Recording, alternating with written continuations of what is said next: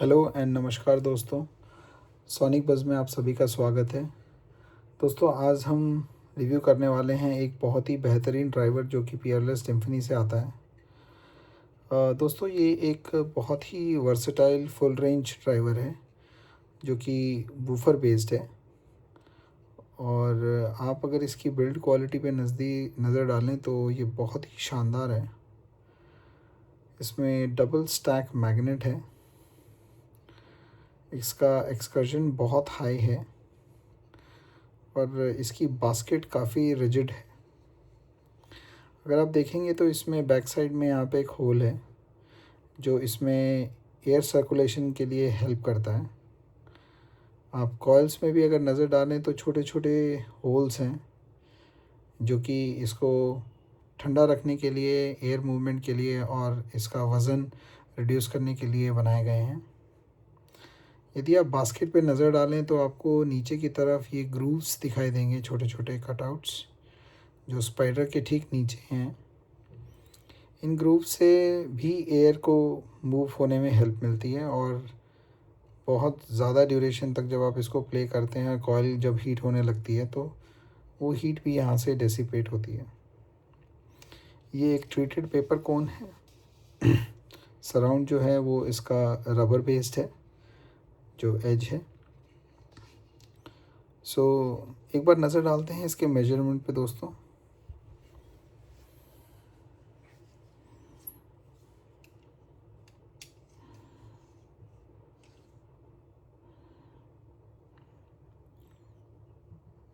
इसका कोन का डायमीटर है 60 mm। जो रबर सराउंड एज है उसकी विड्थ है अप्रॉक्सीमेटली 10 mm। बात करें इसके मैग्नेट के डायमीटर्स की तो जो सेकेंडरी मैग्नेट है वो है 54 mm और जो प्राइमरी मैग्नेट है उसका डायमीटर है 60 mm। दोस्तों नज़र डालें अगर इसके कॉइल के साइज़ पे तो ये तकरीबन 1 इंच की है। ये एक स्क्वायर ड्राइवर है तो इसके विड्थ एंड हाइट दोनों सेम है। नज़र डाल लेते हैं। 70 mm अप्रॉक्सीमेटली बाय 70 mm का ड्राइवर है। माउंटिंग डेप्थ है ड्राइवर की लगभग 52 mm और अगर प्राइमरी मैग्नेट की थिकनेस की बात करें तो प्राइमरी मैग्नेट है 15 mm थिक और जो सॉर्टिंग रिंग और टोटल मैग्नेट का जो डेप्थ है वो अप्रॉक्सीमेटली 28-29 mm है। दोस्तों जैसा कि मैंने आपको बताया ये बहुत ही वर्सेटाइल ड्राइवर है और अगर आप इसके एप्लीकेशन की बात करें तो अगर आप इसको बूम बॉक्स में यूज़ करना चाहते हैं तो वो एक बहुत ही आइडियल सिनेरियो होगा। ये बूम बॉक्स एप्लीकेशन में बहुत ही बेहतरीन आउटपुट देगा। चलिए एक बार नज़र डाल लेते हैं इसके इम्पीडेंस पे।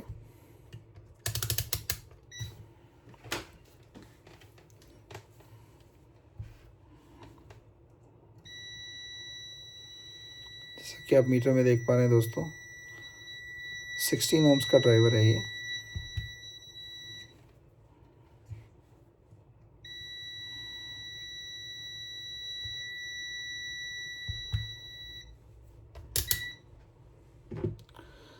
तो दोस्तों आगे बढ़ने से पहले एक बार इनका साउंड टेस्ट लेते हैं और देखते हैं ये कैसा परफॉर्म करते हैं। दोस्तों साउंड टेस्ट के लिए मैं यूज़ कर रहा हूँ एक क्लास डी एम्पलीफायर।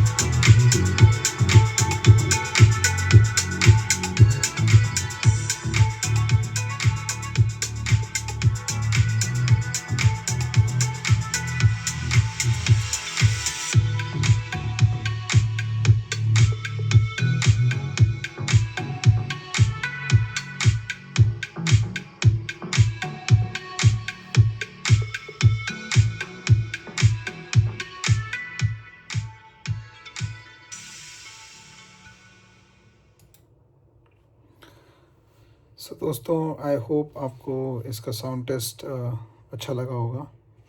मैंने 3-4 डिफरेंट म्यूज़िक अलग अलग जनर के इसमें प्ले करके आपको दिखाया, इसका एक्सकर्जन, इसकी ऑडियो क्वालिटी।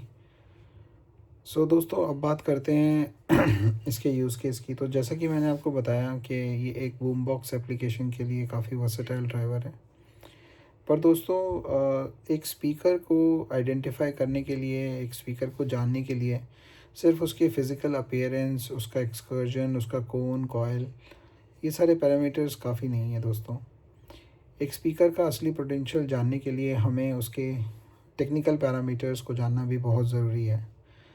दोस्तों, ज़्यादातर बाज़ार में जो आप स्पीकर्स परचेज़ करते हैं, ये टीएस पैरामीटर्स वैल्यूज़ उन पे मेंशन नहीं की होती हैं, लोकल स्पीकर्स में ख़ास तौर पे।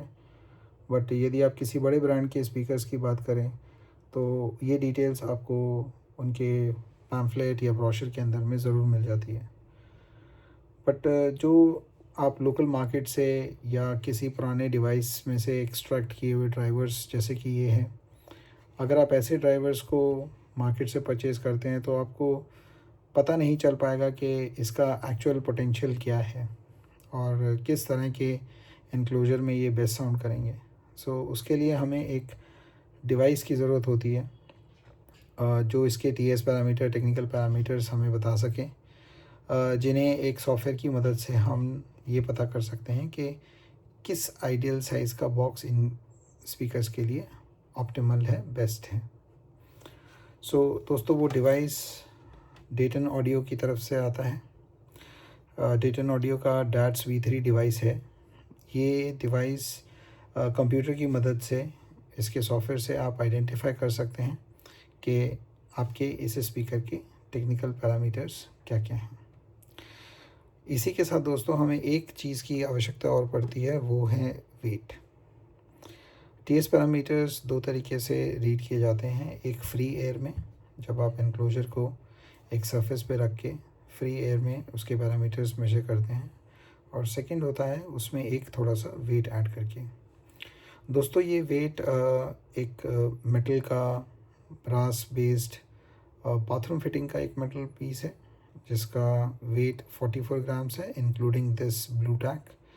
ये ब्लू टैक एक स्टिकी सा सब्सटेंस है, जस्ट लाइक च्युइंग गम, थोड़ा सा चिपचिपा होता है ये। तो इसको दोनों को ऐड करके फिर स्केल पे रख के मेजर किया गया है, तो ये 44 ग्राम्स आया है।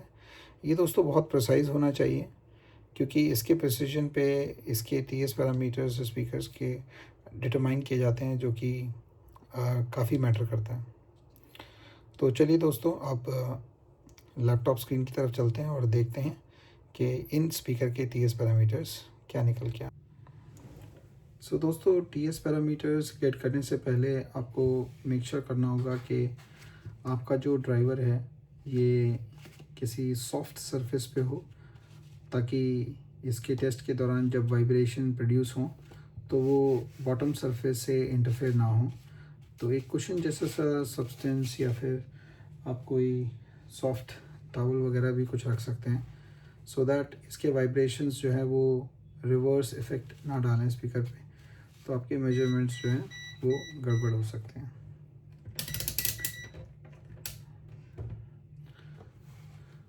दोस्तों, सबसे पहले हमें एक चीज़ का ध्यान रखना होगा कि जब भी आप अपने डैट्स डिवाइस को अपने कंप्यूटर से या लैपटॉप से कनेक्ट करेंगे तो इसे कैलिब्रेट करना बहुत ज़रूरी है।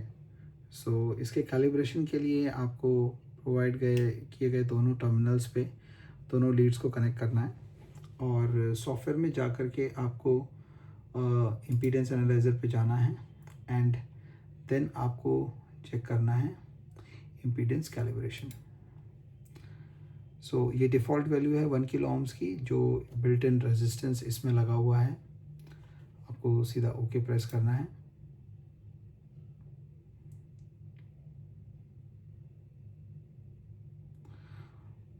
तो दोस्तों, ओके प्रेस करते ही आप देखेंगे आपके स्क्रीन पे ये जो ब्लू लाइन आपको दिख रही है, एक स्ट्रेट लाइन, ये 1 किलो ओम्स के रेजिस्टेंस की एकदम स्ट्रेट लाइन आपके सामने आ गई है। इसका मतलब आपका डिवाइस कैलिब्रेट हो चुका है।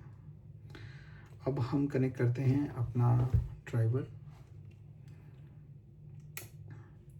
सो ड्राइवर कनेक्ट करने के बाद में आपको सबसे पहले इसका मेजर करेंगे हम free air resonance. Free air resonance click करते ही 5 हर्ट्ज फ्रीक्वेंसी से लेकर के 20 किलो हर्ट्ज फ्रीक्वेंसी तक का एक स्वीप साउंड ये प्रोड्यूस करता है। तो चलिए चेक करते हैं।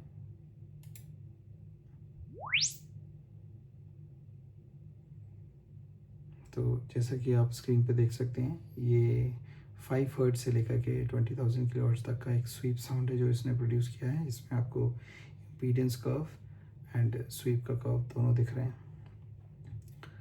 सो ये था दोस्तों फ्री एयर मेजरमेंट। आप देखेंगे राइट हैंड साइड पे आपको काफ़ी सारे पैरामीटर्स हैं, जो टीएस पैरामीटर की वैल्यूज़ हैं वो ऑटोमेटिकली कैलकुलेट होकर के आ गए हैं आपके स्क्रीन के सामने।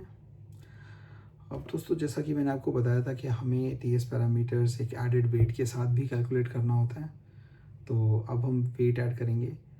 मैंने बताया था दोस्तों आपको कि ये जो स्टिकी सा सब्सटेंस है, इसको लगाने के पीछे एक ही रीज़न है कि जब आपका कोन मूव करे तो ये वेट बाउंस नहीं करना चाहिए। अगर ये बाउंस करेगा तो आपके मेजरमेंट्स गलत आएंगे।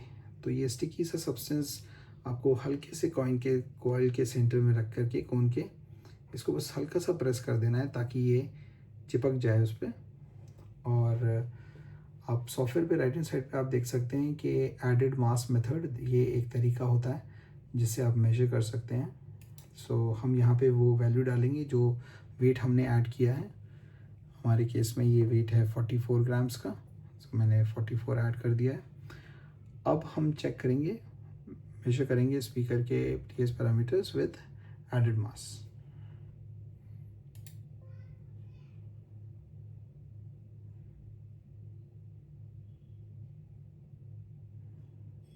सो दोस्तों आपको एक वार्निंग मिलेगी। इस वार्निंग का मतलब है कि आपको इसका पिस्टन डायमीटर भी बताना पड़ेगा। बिना पिस्टन डायमीटर रिकग्नाइज़ किए ये आपको सही टीएस पैरामीटर्स नहीं देगा। सो दोस्तों पिस्टन डायमीटर को रीड करने का जो तरीका जो मुझे ऑनलाइन मिला है उसमें आपको रबर एज, जिसको सराउंड एज बोलते हैं, सराउंड एज के एक कॉर्नर से आपको मेजरमेंट स्टार्ट करना है और दूसरे कॉर्नर पे एज के इनर साइड तक आपको टोटल विड्थ जो है वो मेजर करनी है। तो जैसा कि आप देख सकते हैं अप्रॉक्सीमेटली 50 mm का मेरा पिस्टन डायमीटर है। 1 mm का प्लस माइनस मैं मान के चलता हूँ, एरर हो सकता है, बट ये प्रिसाइजली 50 mm का मेरा पिस्टन डायमीटर है। तो पिस्टन डायमीटर का जो वैल्यू है वो हम उसके रिक्वायर्ड फील्ड में डाल देंगे।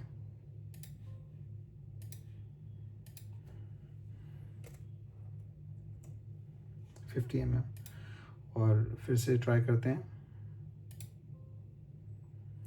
आपको वार्निंग आएगा कि आप अपना वेट ऐड कीजिए ड्राइवर पे। हमने वेट ऐड कर दिया है।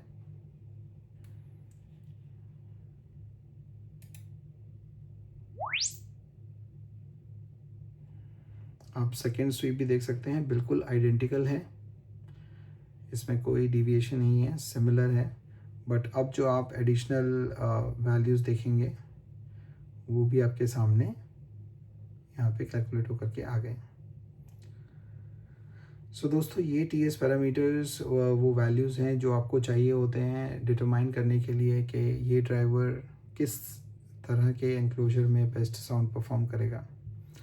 आप इसका फ्रीक्वेंसी फ्री एयर रेजोनेंस देख सकते हैं। इसका रेजोनेंट फ्रीक्वेंसी है 72.5 हर्ट्ज, जो कि इसके साइज़ के हिसाब से काफ़ी डिसेंट है। अगर आप इसको सही एनक्लोजर में डालेंगे एक पोर्टेड में और विद पैसिव रेडिएटर तो it can go very low.